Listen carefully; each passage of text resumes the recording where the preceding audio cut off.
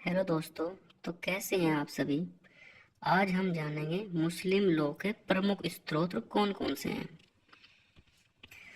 आइए शुरू करते हैं। मुस्लिम लॉ उन नियमों का समूह है जो इस्लाम धर्म से उत्पन्न हुए हैं और मुस्लिम समाज के आचरणों को नियंत्रित करते हैं। इसके स्त्रोत मुख्यतः दो भागों में विभाजित किए जा सकते हैं। सर्वप्रथम प्रधान स्त्रोत और दूसरा गौण स्त्रोत। अब हम जानेंगे प्रधान स्त्रोत। प्रधान स्त्रोत में सबसे पहला आता है कुरान।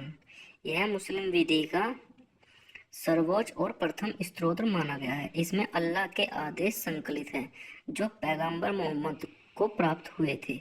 सभी नियमों का अंतिम आधार यही है और इसके विपरीत कोई नियम मान्य नहीं होता।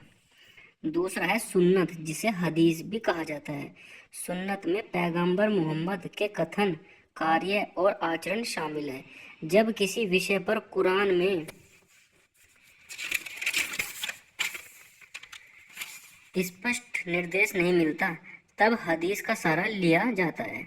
यह कुरान का एक पूरक स्रोत है, मतलब यह कुरान की तरह ही एक स्रोत माना गया है। तीसरा है इज्मा। इज्मा का अर्थ है इस्लामी विद्वानों की सर्वसम्मति।